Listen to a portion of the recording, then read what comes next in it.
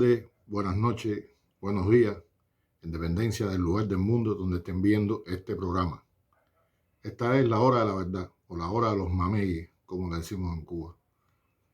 Esto de la hora de los mameyes viene de una vieja tradición, viene de la época de la toma de La Habana por los ingleses, cuando los ingleses ocuparon el occidente del país. Y la hora de los mameyes era la hora en que se ponía mala la cosa. Los mameyes eran los ingleses con sus casacas rojas y sus pecheras negras, y los cubanos lo compararon con esa magnífica fruta. Los ingleses encontraron, por supuesto, resistencia popular. Y a la hora en que hacían la ronda, a la hora en que se daba el toque de queda, después que comenzaba a atardecer, pues le sucedían muchas cosas a los soldados ingleses por las calles de las ciudades de nuestro país. Y se quedó eso, se quedó lo de la hora de los mameyes. La hora de los mameyes es la hora en que hay que definirse, la hora en que hay que tomar una postura, la hora en que hay que asumir un riesgo. Entonces muchas veces se dice, a la hora de los mameyes se rajó, a la hora de los mameyes no se comportó a la altura de lo que se esperaba, a la hora de los mameyes se acobardó. Y esto es un programa para decir la verdad, esto es un programa para darle a ustedes una óptica diferente de lo que dicen los grandes medios de este mundo, los grandes medios corporativos, los grandes medios privados, que hoy por supuesto tienen una enorme repercusión en redes sociales y en muchísimos espacios más. Al punto de que, bueno, ya no se sabe si son las redes sociales las que toman de los medios, cosa que ya ha cambiado, efectivamente, o si son los medios que toman información de lo que sale de redes sociales. Lo cierto es que es muy difícil buscar la verdad entre tanta cantidad de hojarasca, entre tanta cantidad de falsas noticias, o ese eufemismo tremendo que se ha inventado ahora, que es la posverdad, como si hubiera algo más allá de la verdad. Y vamos a referirnos a la manipulación de ideas, y un poco haciendo pie a lo que va a pasar el sábado en Café con Daniel, porque en Café con Daniel queremos hablar de nuevo, porque ya lo hemos hecho otras veces, pero vamos a darle ahora otro enfoque y vamos a tocar otras aristas de este asunto. Vamos a hablar de la guerra no convencional, vamos a hablar del golpe blando, vamos a hablar de la guerra cultural, de todas las variantes, de todas las variables que se aplican contra nuestro país, contra muchos países en el mundo, pero específicamente cómo se hace contra Cuba. Porque yo creo que es un tema que merece que nosotros vamos a él todas las veces que sea necesario. Vamos a hablar de cosas diferentes, vamos a buscar, como les decía, otras aristas de este problema, porque mientras mejor preparados estemos todos, más capacidad vamos a tener de enfrentar las mentiras y la manipulación que ocurre con todas las noticias que hoy consumimos en este mundo al revés. Yo lo estaba buscando porque, y lo vamos a ver hoy en el programa, una noticia en específico, vamos a hablar de muchas cosas más, pero como este programa está dedicado a eso, a dar nuestra versión, nuestra visión de determinadas noticias que recorren los principales medios, vamos a referirnos a algo que se escribió sobre el tema de la democracia y las elecciones en Cuba, para que ustedes vean cómo se manipula y cómo se tergiversa hoy la verdad, cómo se tergiversan las cosas y cómo la información que llega a la gente es una información engañosa, que los confunde, que siembra desconfianza en las personas, que hace que la persona tenga una visión equivocada de los acontecimientos, sin ningún tipo de ética, sin ningún tipo de vergüenza, sin ningún tipo de respeto hacia la profesión del periodismo. Y vamos a ver punto por punto para que ustedes se percaten de hasta qué punto ha llegado esta manipulación, esta posverdad a convertirse en la manera de hacer las cosas y en la manera de decir las cosas. Y por supuesto, nos va a servir de introducción para ver el próximo programa en el Café con Daniel, donde vamos a hablar de guerra cultural y bueno, de cómo se hacen este tipo de acciones contra nuestro país, qué objetivos persiguen y demás. Así que vamos a hacer una pequeña pausa, nos vemos en un minuto y ya vamos a comenzar a referirnos a esta noticia a la cual nos refería. Una manipulación absoluta de las elecciones y de cómo ocurrieron en nuestro país. Así que nos vemos. Me viene la comida de definirme, me viene la comida de que no pierda, me viene la comida de arrepentirme, me viene con vida tanta mierda. Bueno, amigos míos, esta noticia del Mundo vale $1 millón de pesos. Del periódico El Mundo. Vale $1 millón de pesos. Por eso la traigo para comentársela, porque es un ejemplo de cómo se manipula, cómo se tergiversa una noticia, cómo se engaña a los que buscan información, tergiversando toda la realidad de lo que ocurre en un país.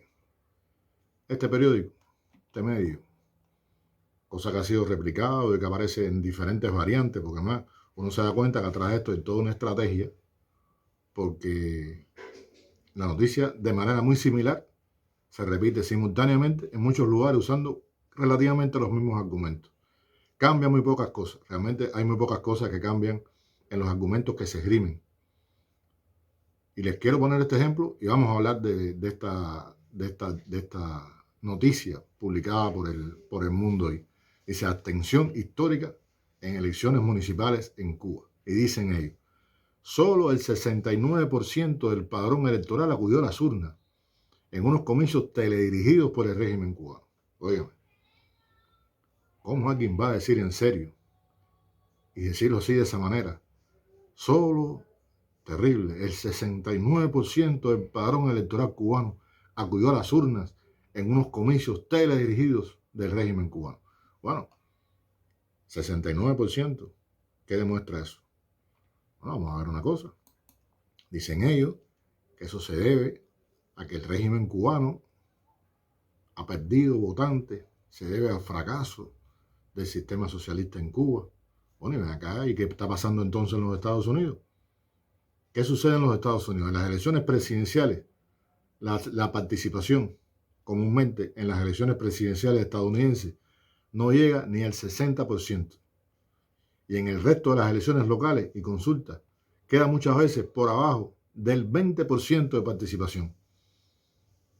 ¿De qué estamos hablando nosotros? Óigame, Estados Unidos es quizás uno de los países donde la afluencia de votantes es más baja. En las primeras elecciones de Obama, por ponerles un ejemplo, las de Yes We Can, ¿se acuerdan? La de la ilusión para comunidades y generaciones enteras, todo lo que aquello la gente aspiraba, todo lo que ilusionó dentro de Estados Unidos con su poder de convocatoria, esta nueva administración que venía a cambiar tantas cosas, que supuestamente venía a cambiar tantas cosas. Bueno, en esas elecciones votó solamente el 57% de los ciudadanos que podían hacerlo. En la del 2012 bajó hasta el 54,9%. Y si vamos y nos remontamos un poco más atrás, podemos ver cómo ese registro ha ido bajando. Pero no solamente eso pasa en los Estados Unidos. No solamente pasa en Estados Unidos. Si buscamos en otras regiones del mundo, vamos a encontrar situaciones mayores. O sea, abstencionismo mucho mayores que lo que estamos hablando. Entonces está fracasando el socialismo en Estados Unidos. O sea, esto es una muestra del fracaso del socialismo en Estados Unidos. El hecho que el 20% de las personas participen, solamente el 20% participe en las elecciones a nivel local. ¿De qué estamos hablando? Vamos a hablar en serio. ¿Cómo se puede tener tan poca ética? ¿Cómo se puede ser tan poco serio? Es cierto que participó el 69%, eso es verdad. Pero utilizan una verdad, entonces se quedan con la mitad. Y le ponen arriba todos los ingredientes que les parece conveniente para manipular la información y engañar a la gente. Porque si vamos a las elecciones francesas, por poner un ejemplo de otro país desarrollado de este mundo, en la primera vuelta de las elecciones presidenciales, se calculó una cifra altísima que podía superar los récords incluso del 2012, cuando un 28% de los electores no asistió a votar. Y así está, pero nos vamos recorriendo, podemos buscar más información. Vamos a ir un poco a América Latina. América Latina, donde en muchos países el voto es obligatorio. Hay que aclarar una cosa, en Cuba el voto es voluntario. O sea, en Cuba tú vas a votar si estimas conveniente. En Cuba nadie está obligado a votar, nadie es multado. Nadie es castigado ni penado por no ir a votar.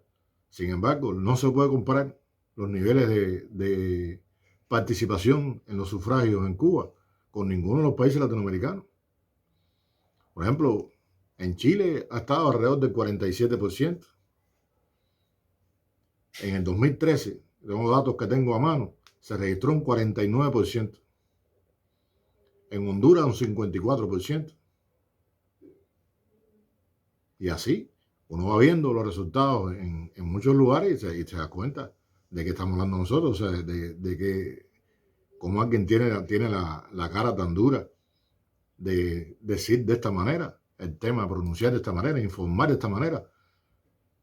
Solo el 69% del padrón electoral cubano acudió a las urnas en unos comicios teledirigidos del régimen cubano. Vamos a ver lo de teledirigidos, que también es una gran falsedad. Aquí el artículo se explaya y vamos a ver qué significa el teledirigido en el vocabulario de esta gente. Dice que son elecciones teledirigidas del poder con solo candidatos militantes o en la órbita del Partido Comunista. Óigame. Y sin observación independiente. Le agregan al final ese término. Estos superdemócratas dicen que en Cuba los candidatos son candidatos únicamente del partido o en la órbita del partido. Señores, eso es mentira, como diría el guerrero cubano. Es mentira, porque en Cuba los candidatos no los propone ningún partido. O sea, el Partido Comunista en Cuba no propone candidatos, no elige candidatos. Los partidos en sus países, los partidos del 1% de la gente rica, los partidos en general de ese sistema democrático que existe en muchos lugares del mundo, no, eso sí, ellos sí proponen los candidatos, eligen los candidatos, como va a pasar ahora en los Estados Unidos de cara a las elecciones presidenciales, que van a haber las primarias y van a presentarse los candidatos. Y el partido va a elegir a los candidatos del Partido Republicano pero nosotros no. En el caso de Cuba, el Partido Comunista de Cuba no elige ni propone candidatos. Los candidatos se eligen en el barrio, se eligen en tu barrio. Tú propones a cualquier persona del barrio, sea militante del Partido Comunista o no sea militante del Partido Comunista. La gente propone al candidato en el barrio, únicamente por su buena conducta, únicamente porque la gente estima que tiene posibilidades de representarlo, porque tiene condiciones para resolver problemas en la comunidad. Lo elige por su prestigio social, lo elige por su comportamiento, por su historia. Y ese candidato además no gana absolutamente ni un centavo por su función después. Sigue siendo trabajador, sigue trabajando donde quiera. Si es un médico, si es un soldado, si es lo que sea. Si es un agricultor, si es un albañil, es un albañil. No lo propone el partido, eso es mentira. Eso no es verdad. Por ahí está la manipulación. Elecciones teledirigidas desde el poder. El partido, repito, en Cuba no propone candidatos. Los propone el barrio, la gente. Y la gente dice, yo propongo a Raúl Capote para candidato a delegado. Y los vecinos son los que deciden ahí si yo soy candidato o no. Es una votación abierta y directa. Y de los candidatos que se propongan, del número de candidatos que se propone en una circunscripción, que pueden ser varios, van a las elecciones que se hicieron recientemente en Cuba, donde la gente elige a esos delegados de circunscripción que van a ser que lo van a representar en la Asamblea Municipal. Ahí no hay nada teledirigido en ninguna parte por parte del partido. Le podríamos decir que entonces los candidatos que elige el Partido Republicano son teledirigidos desde el Partido Republicano. O Biden teledirige a los que el Partido Demócrata teledirige a los candidatos que se eligen en Estados Unidos. Bueno, en ese caso sí se ajustaría más a la verdad lo de teledirigido. Es realmente algo que es penoso. ¿Cómo se puede faltar a la verdad de esa manera? Aquí hablan, bueno, cosas de la abstención, habla el mundo, que la disidencia apostó por la abstención, hablan de un tal Consejo de la Transición Democrática en Cuba, que trató de introducir 7 candidatos en las listas. ¿Cómo puede el Consejo que dicen ellos introducir candidatos en qué lista?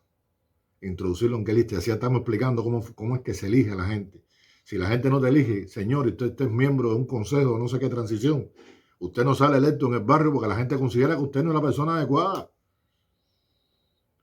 Porque esta llamada oposición no cuenta con ninguna base social ni con prestigio social en Cuba, ninguna. Porque la mayoría, la inmensa mayoría, no tiene ningún tipo de representatividad. Porque la gente no confía en ellos. Porque si la gente confiara en uno de ellos, salía perfectamente electo en el barrio. Porque no es ningún movimiento social, ni partido, ni movimiento político el que nombra a los candidatos. Es el pueblo el que los elige en la base. Por lo tanto, esto es mentira. Dicen que el voto nulo o la papeleta en blanco es otra opción para los discrepantes del gobierno. Bueno, a lo mejor lo que dejaron en blanco, como pasa en todas partes, es porque sencillamente no estaban de acuerdo con ninguna de las personas que estaban propuestos. ¿Dónde está la discrepancia? A lo mejor es que sencillamente no tuvieron, a la hora de decidir, no quisieron decidirse por ninguno de los dos, los tres, los cuatro que estaban en el listado. Sencillamente se trata de eso. ¿Por qué no lo hicieron en el momento de la elección en el barrio? Bueno, habría que preguntárselo. ¿Por qué en el momento que se estaba eligiendo ese candidato en el barrio no levantaron la mano y dijeron, yo no estoy de acuerdo con que ese compañero o compañera sea mi representante? No lo hicieron. Tenían la posibilidad de hacerlo perfectamente en el barrio. Pero bueno, tenían el derecho. No les dio la gana de decirlo en el barrio. Y sencillamente no dejaron la papeleta en blanco.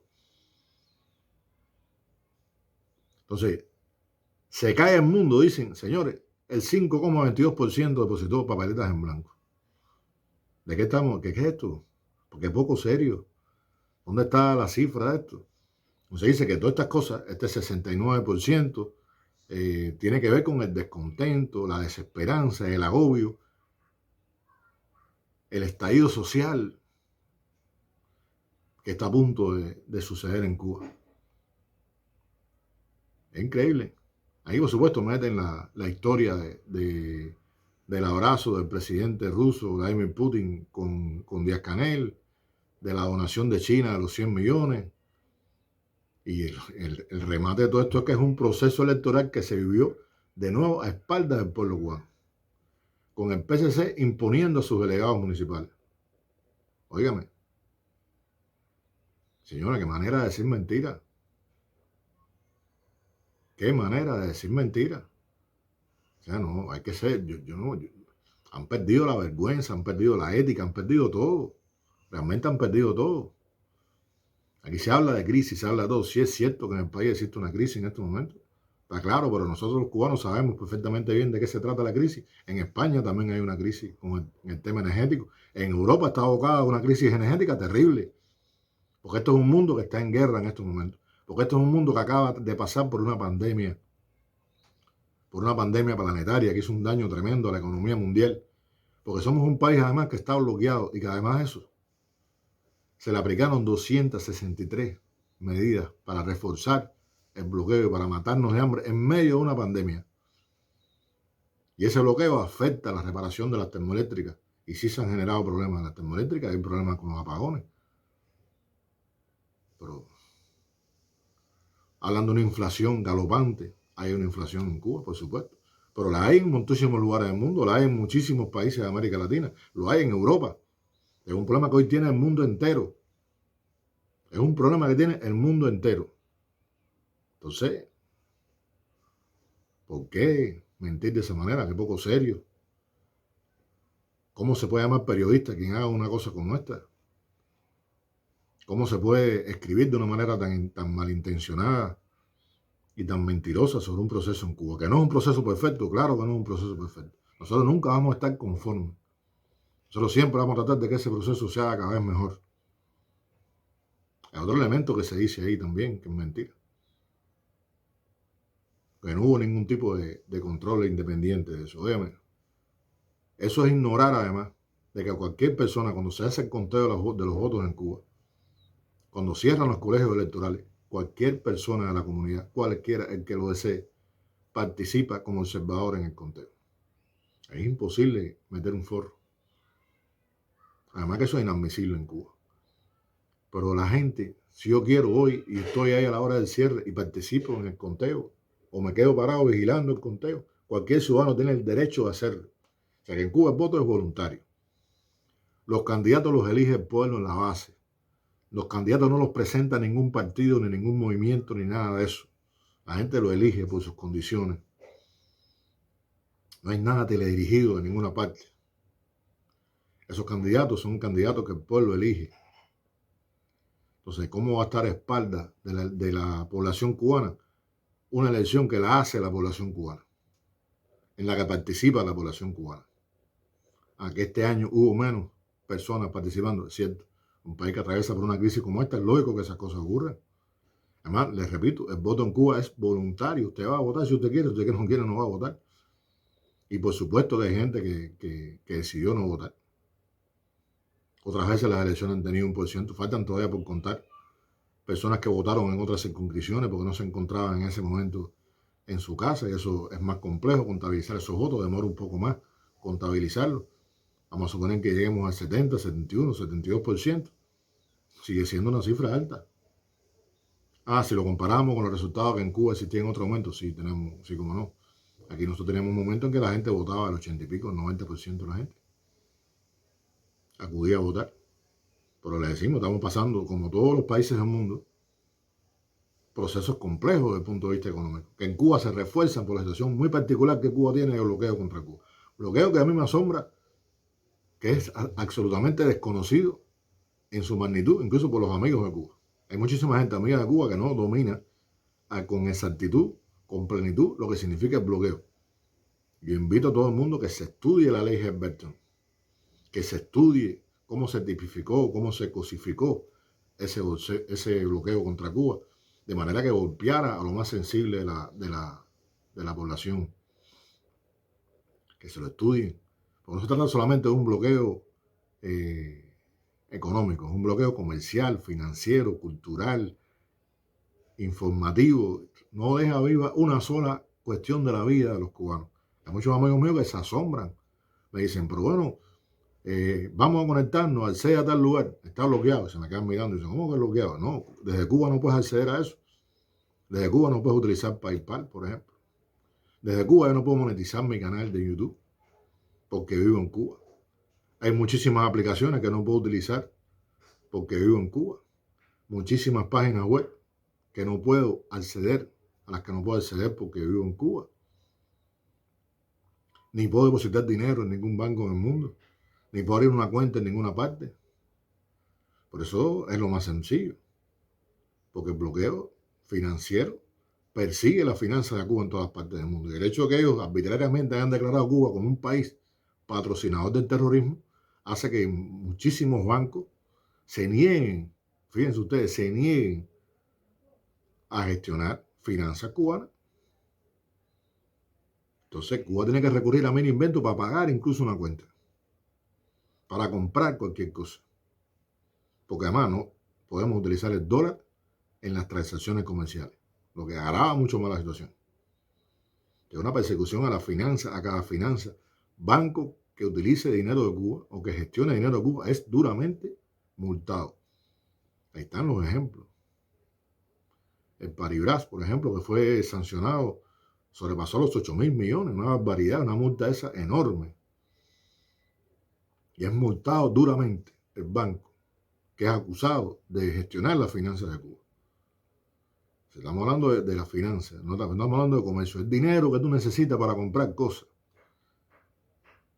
Se bloquearon los cruceros para que no trajeran turistas a Cuba, los vuelos para que no trajeran turistas a Cuba. Se persigue cada negocio que Cuba hace. Se castiga a las empresas que venden productos a Cuba. En plena pandemia se logró que empresas que tradicionalmente vendían insumos médicos a Cuba dejaran de hacerlo en plena pandemia, amenazadas de sanción por el gobierno de los Estados Unidos. Cuba tiene que ir a veces a lugares lejanos a comprar un producto que puede comprarlo aquí mismo, cerca, y le cuesta, por supuesto, el doble o el triple. Es una situación realmente compleja.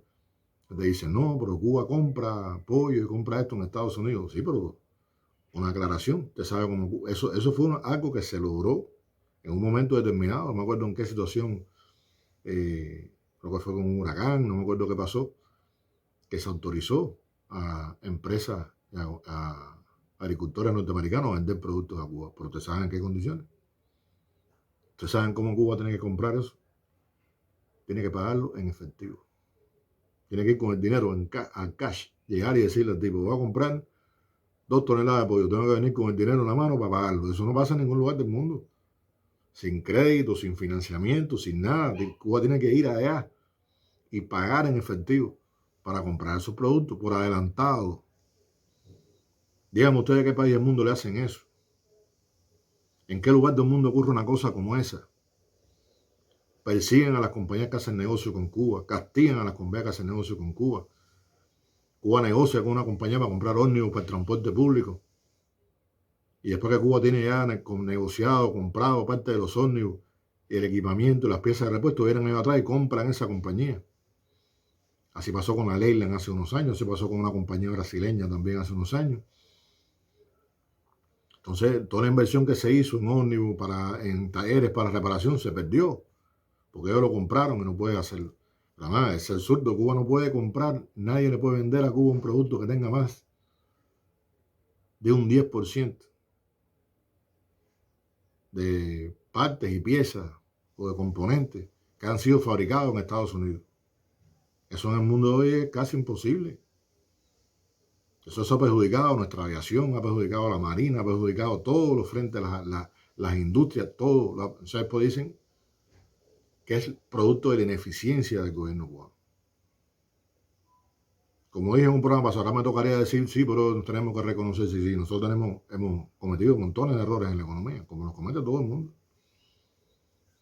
Se han llevado a cabo políticas que no han sido eficientes y tenemos graves problemas de burocratismo y de trabas en los cambios económicos que hemos intentado hacer. Pero la causa fundamental de esas cosas no es los errores nuestros, es el bloqueo, es la guerra económica, es esta situación. La gente no quiere ni hablar de bloqueo, porque han creado, una de las cosas que tiene esta guerra cultural es que es una guerra de estereotipos. Es una guerra que trabaja los estereotipos y siembra en la mente de la gente, condiciona la forma de pensar de la gente ante determinados estímulos, ante determinadas palabras, ante determinadas cosas. Entonces, tú dices bloqueo y la gente se dice, no, bloqueo. No, pero es que es una realidad, ¿cómo lo vamos a llamar? ¿De qué forma vamos a decir? Por eso yo le digo guerra económica fundamentalmente. Porque es una guerra económica en todas las de la ley.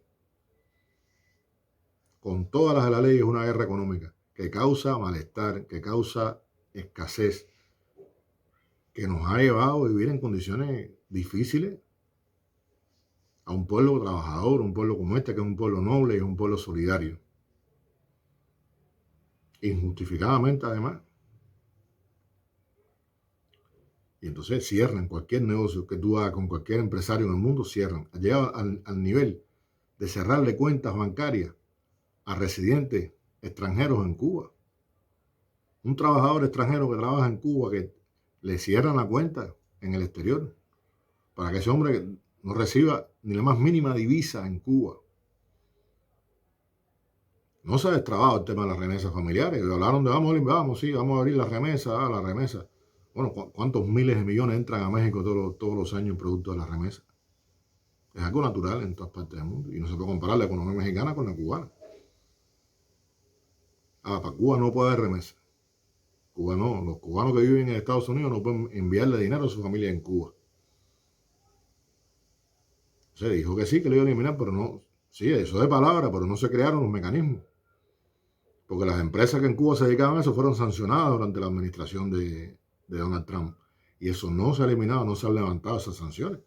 Por lo tanto, no hay manera de hacer eso. No hay manera de hacer llegar la remesa a Cuba de manera natural, como ocurre en cualquier lugar del mundo, a través de Western Union.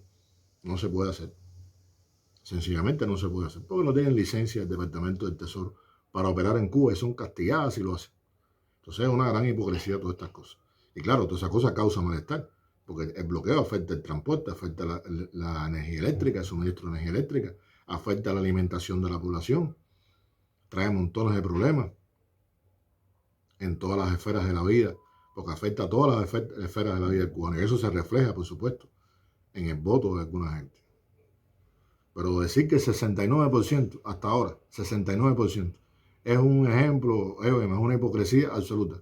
Como te decía, solamente datos nada más que pudiéramos mencionar nosotros. Unos cuantos. Miren ustedes, ya mencionamos los Estados Unidos. Ya mencionamos los Estados Unidos. Señores, se los repito para que comparen.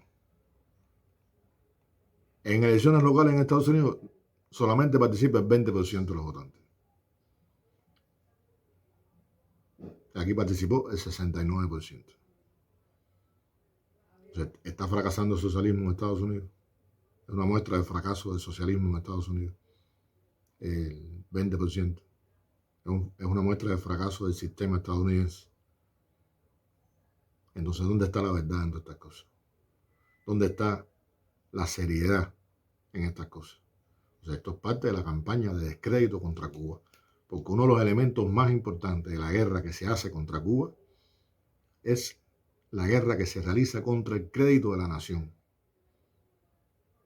tratando de desacreditar al país para restarle apoyo internacional, para que la gente no vote por Cuba como votó en las Naciones Unidas hace poco en la resolución cubana contra el bloqueo, para que la gente no apoye a Cuba en la arena internacional, para restarnos solidaridad, de manera que si un día deciden actuar contra Cuba de manera violenta, como han soñado hacer tantas veces, puedan hacerlo impunemente. La campaña de descrédito lo que busca fundamentalmente es dejarnos desarmados ante el mundo y poder actuar con toda la libertad del mundo, sin recibir repudio internacional.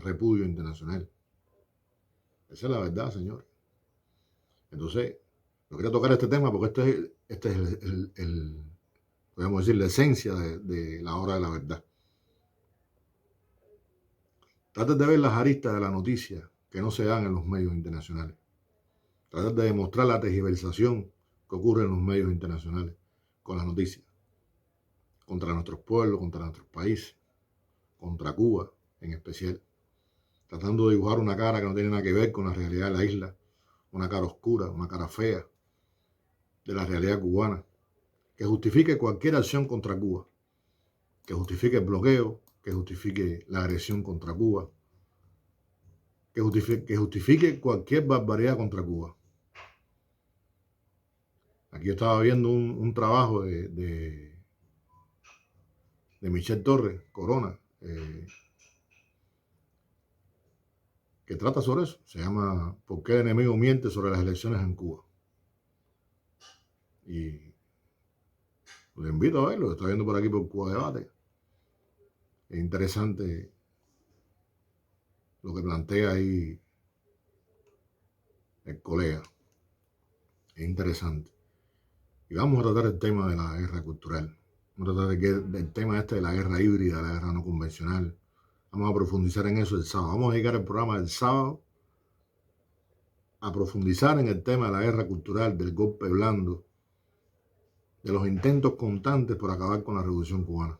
Vamos a hablar de eso, porque es importante tener herramientas para combatir en las redes sociales, para combatir con argumentos, para combatir con la verdad, con la fuerza de las ideas.